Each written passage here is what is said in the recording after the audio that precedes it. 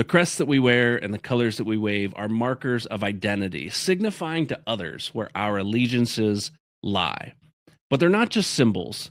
They tell a story of the history, the tradition, the people, the community that make up the culture around the clubs that we all love. We're proud to be part of that story in Fort Wayne, and this season we're collaborating with others around the league to bring you the stories behind the symbols of USL League One. This is Crests and Colors. My name is Brian Biedenbach, host of Fort Wayne Footy, and today we turn our attention to FC Naples as we talk to Ian Anderson, host of the Forza Naples Podcast.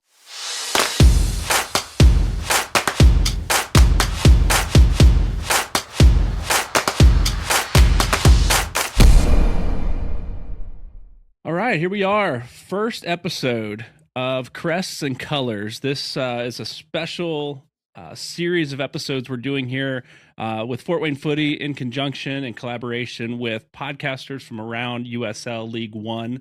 My name is Brian Biedenbach, host of Fort Wayne Footy, and I'm here with Ian Anderson, who is the host of Forza Naples, tonight to talk about this first match ever for Fort Wayne FC, who will be flying down to Naples to play FC Naples in their inaugural match on March the 7th. Ian, how are you tonight, my friend? Doing good, Brian. Happy to be here and always happy to join another USL League One podcast, and happy to have Fort Wayne in the league. Yeah, man, we're excited to be in the league. We talked a little bit before the show as far as Fort Wayne's had a team for the last 5 seasons or so in USL League 2, so in a lower league. We have a little bit of fandom. We have a little bit of culture here, and we're excited to see what that looks like, how that translates and transfers to a bigger league in USL League One. You guys at Naples, you have just started in the league. Last year was your first season in USL League One and your first season with the team in general. Is that correct? It was, yeah. So we had no professional soccer here in Naples. There's a couple smaller semi-pro teams here in Naples, but FC Naples was the first professional team, and it was day one was game one this time last year. So it was the first ever time we've seen FC Naples kind of roll out onto the pitch and play a game. So kind of the ownership, to their credit, and they don't pay me to say this, but they did a really great job of kind of building the fandom from scratch and taking all these different groups of people here in Naples, which has always kind of been a untapped soccer hotbed, and bringing them out and kind of creating the atmosphere and all this fan culture along with it as much as you can in about a year and a half that you had to plan the team. What does that, you build it from the ground up? Like that's, Fort Wayne had kind of a slow burn here, right? Over the last couple of years, there was a Three Rivers Regiment is our supporter group here in Fort Wayne, and they've continued to grow and lay some groundwork as Fort Wayne has grown here as a team and as a club. To do that in Naples in 1 year, you guys, you have a stadium, you play at Paradise Sports Soccer Complex or Paradise Sports Complex, I believe it is. You have a stadium, you have a place to play. What did it look like to build that fan culture from day one? Yeah, I think it was kind of getting the community involved. So I know about 2 years ago now, so about a year before FC Naples launched and played their first game, the team and the management of the team were out in the community and going to like local soccer bars and checking out what it was like for a Premier League morning. Or we also have a lot of South American fans. So what it was like when, River Plate was playing at the Argentinian bar, and kind of getting their input. And then they also did a great job of having listening sessions and finding out, what does the community want this team to be? And like one of the questions was, would you prefer we play on Friday nights or Saturday nights or Sunday afternoons? And at least a couple of times I went, everyone was like Saturday nights. And then sure enough, the schedule comes out and every game's at Saturday night at 7:30. And we're like, this is awesome. They're listening. So kind of taking everyone's thoughts and kind of molding the team based off of the community. I think they did a really great job of that, and kind of listening to the community and getting their feedback and getting their input and kind of bringing it all together. Yeah. Yeah, it's it's always fun seeing how culture grows and how culture develops and how for teams like Naples and even like Fort Wayne to some extent how the team ownership and front office have to work with the local fans and local culture to build this, whereas in other places sometimes it's the upswell of fandom that really elevates a team to the forefront and says, "Hey, we've got to do something. We've got to." These fans are getting around us, and they're loud, and they're chanting, and they've got this culture. And the team then says, "All right, we've got to put a product on the field to make these fans happy." Like it's just different that way. But it is fun to see how the ownership works with the local fans to do this. So you guys have a bit of culture developed now, just a year in, right?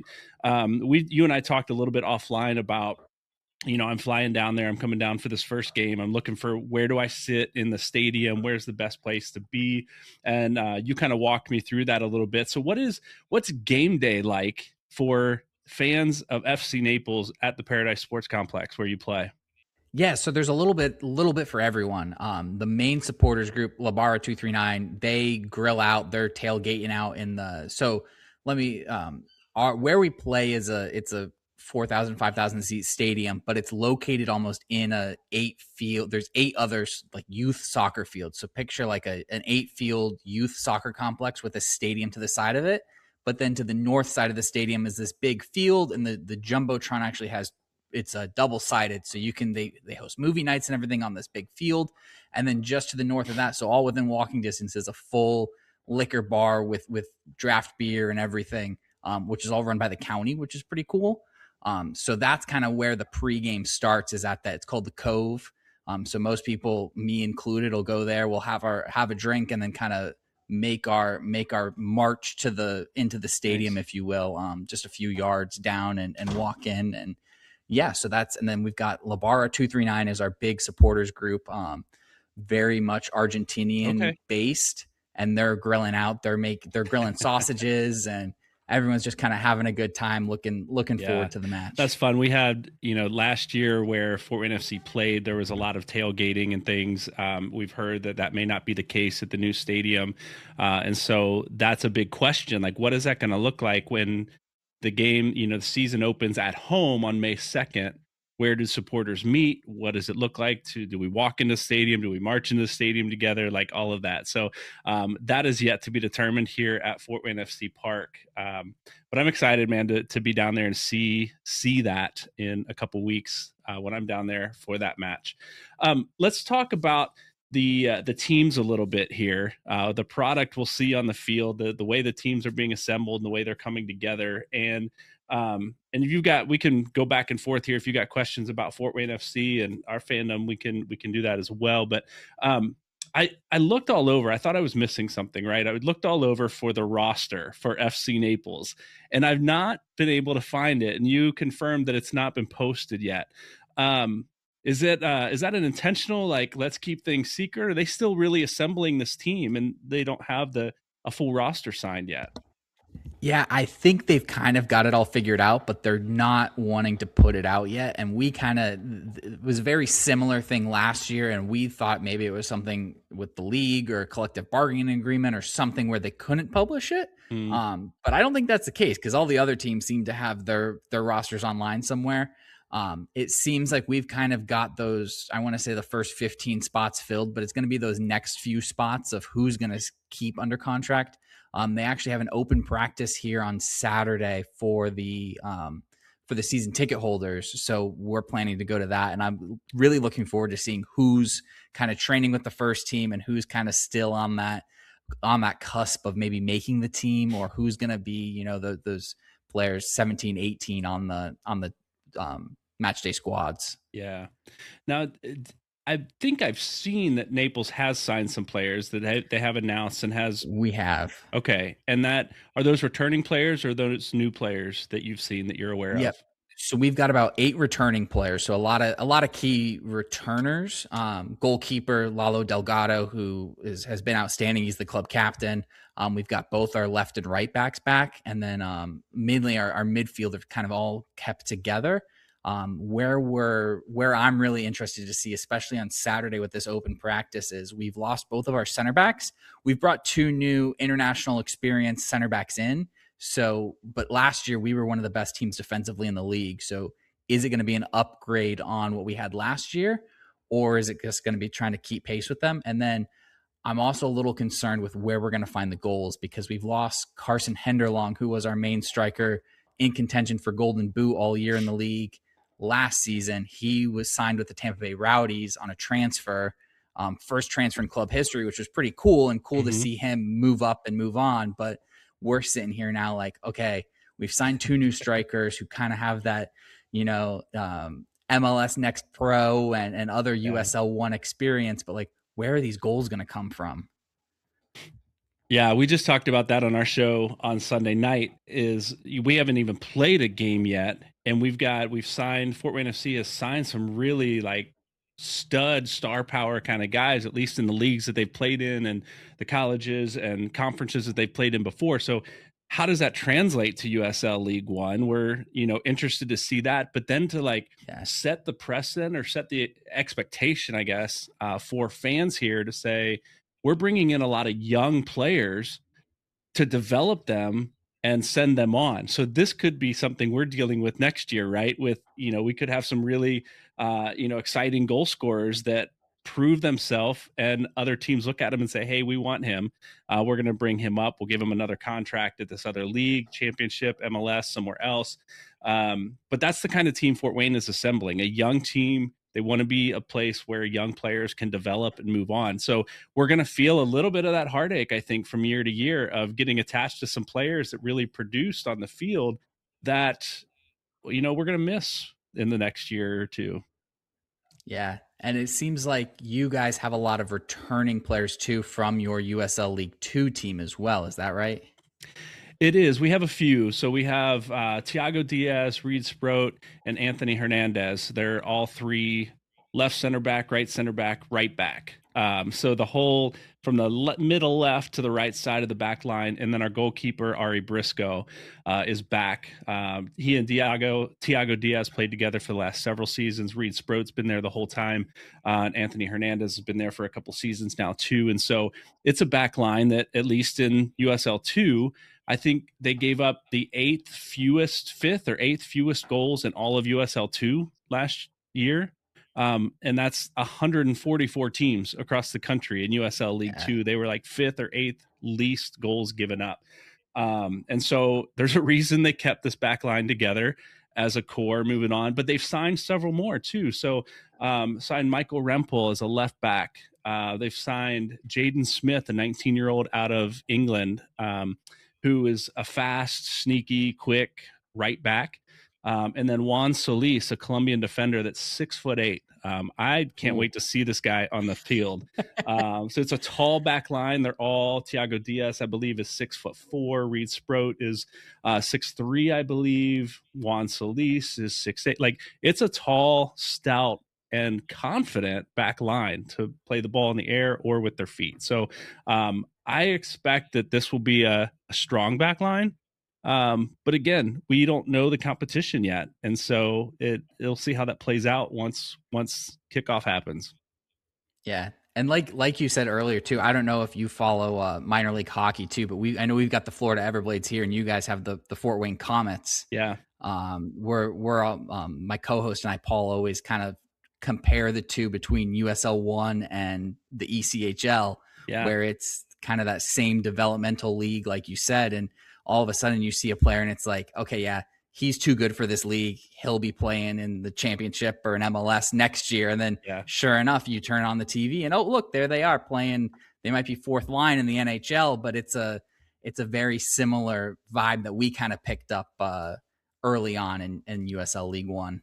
Yeah, for sure. It is fun to see guys go on, but it is hard to see them go, right? When you get attached to them.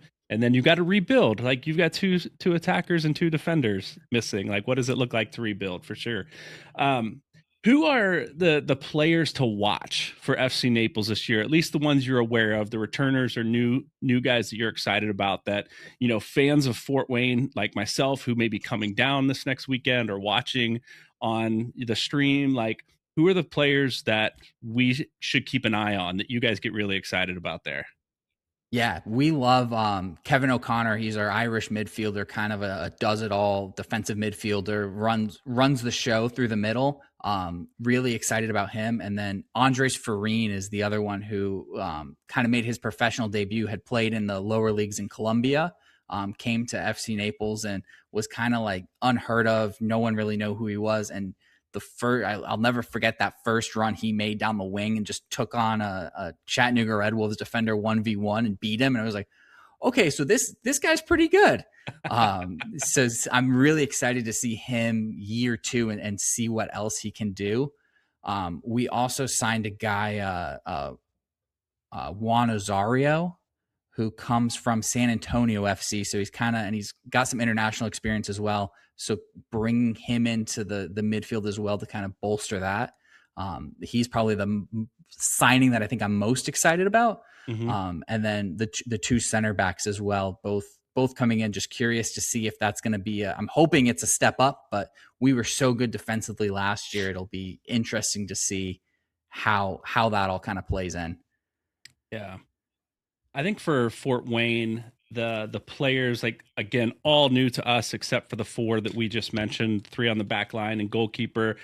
Brought in another goalkeeper, Burn Shipman from Forward Madison, that we anticipate him being the starter with his 3 seasons of experience in USL League One. But that, as far as we know, that's yet to be determined.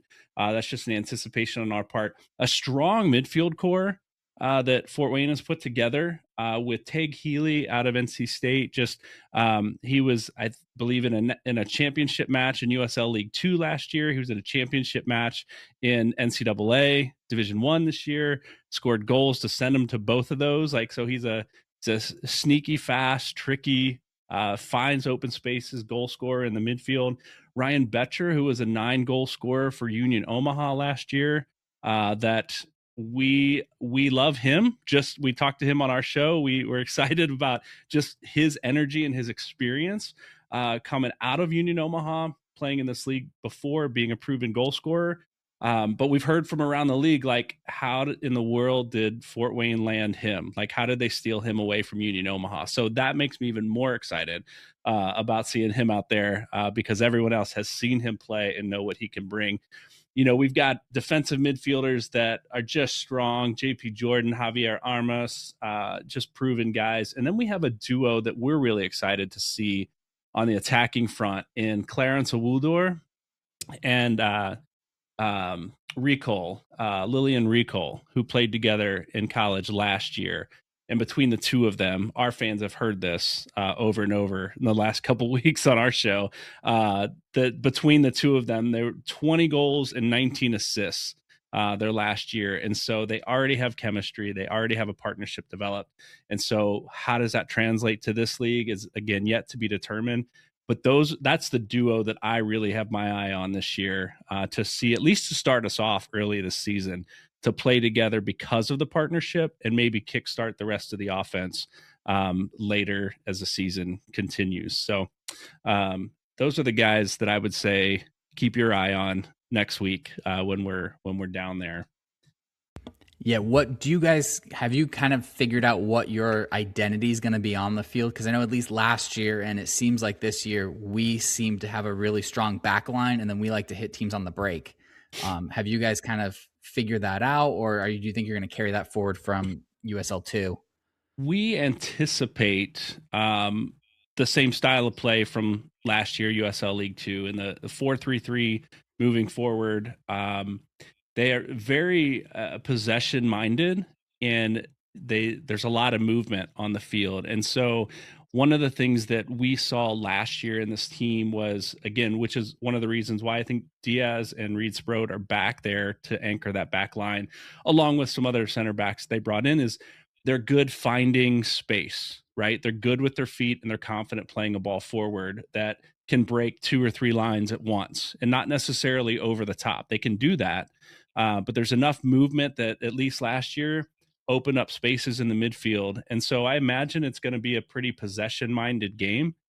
But when the opportunity presents itself, they're going to go, and they're going to go fast forward and see if they can hold possession in that attacking third if necessary. Okay. Yeah. Yeah. These early games it's tough as a podcaster, as I'm sure you know, trying to figure out, okay, this is kind of what I think the team's going to do on paper, Right. but not being able to see it live or seeing them tinker with formations and stuff in preseason doesn't do you any good. So excited for next Saturday. Yeah. And you guys, you haven't seen any preseason matches officially, right? They've all been closed doors behind. Your fans have not been able to be in to see these matches. Is that correct?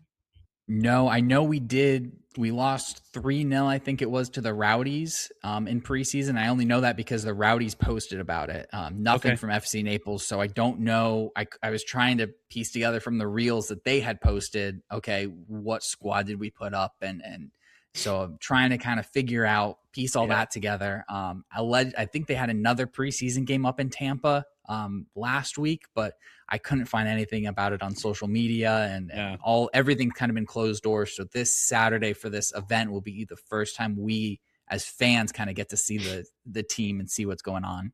Yeah. Same for us up here. We know there's been games. They've been closed doors. I know they played FC Cincinnati 2 from MLS Next Pro. They just played Columbus Crew 2 this last weekend from MLS Next Pro. We played Bethel. We played Indiana Tech, universities, NAIA universities that are pretty solid schools, solid teams. Don't know the results of any of those matches. We just know they played, right? And hearing the coaching staff talk about, there was a lot of things that we could learn from in this match, and that was about it. And so this next weekend, they are down in Lexington, which is about 4 hours from us in Fort Wayne, 4.5 hours from us. And that is open doors. Fans can come in and be part of that, but it's a little bit far for us to travel, at least for a preseason match. And most of us, at least on our team, on our show, have kids that are playing in showcases this weekend too. So even if we wanted to travel, we'd be missing our own kids' stuff and don't want to do that either. So I anticipate there will be results posted since it is open to fans this next week, and we'll get our first real taste of how does this team perform and how did they do in the back line, the front line, and all of that.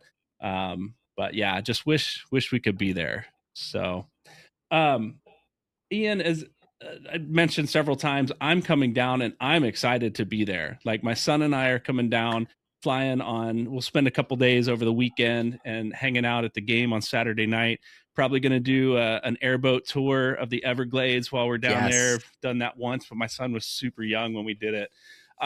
For fans from Fort Wayne who may be traveling to Naples, what are the things in the area that you say, like, hey, if you're going to spend 2 or 3 days here, here's a couple things that you need to see, need to do, or places you really need to eat because this is it for us locally? Yeah. Well, my pre-match stops, I don't think you would appreciate as someone coming from out of town, because it's most of the time there's a Chili's not too far from the stadium. So we go to Chili's happy hour, get a triple dipper, and then go into the stadium.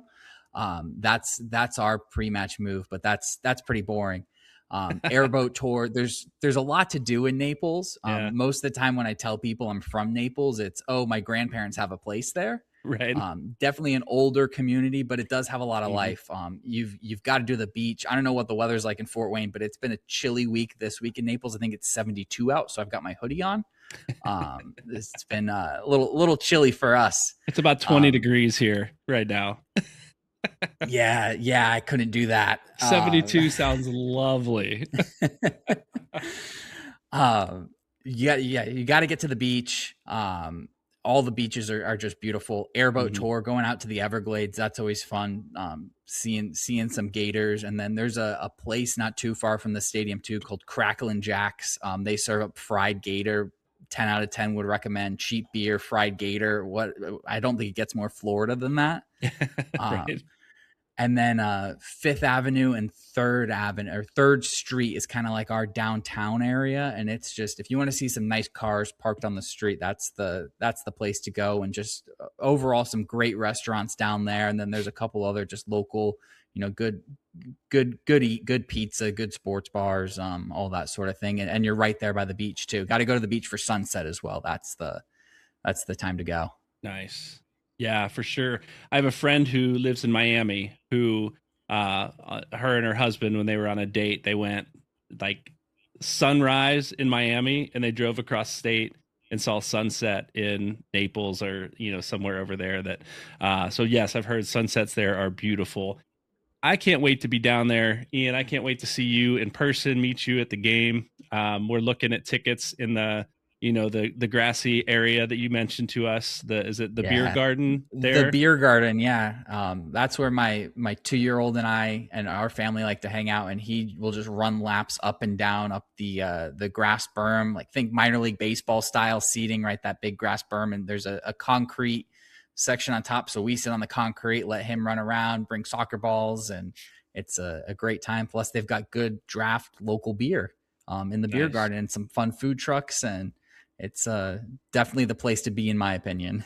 Very nice. Very nice. Well, look forward to being there, experiencing the FC Naples culture around the team. Hope I don't get chased out if I'm wearing Fort Wayne FC gear. But really, really looking forward to the culture, the fandom, and the match in general. Ian, thanks for being part of this initial episode here of Crests and Colors. We're going to do more of these with other teams and podcasters and supporter groups throughout the league. And you got to be kind of a guinea pig today, so I appreciate you being part of it. Yeah, thanks so much for having me on, Brian. Honored to be the first guest here on Crests and Colors, and looking forward to having you down in our. Hopefully, the heats up a little bit for you, and we get out of the 70s, back up into the 80s here in Naples. But looking forward to having you down, and I'll have to buy you a beer in the beer garden. I'll take you up on that. I'll take you up on that. All right, Ian. Have a great night, and we'll see you in about a week and a half. Thanks, Brian. Looking forward to it.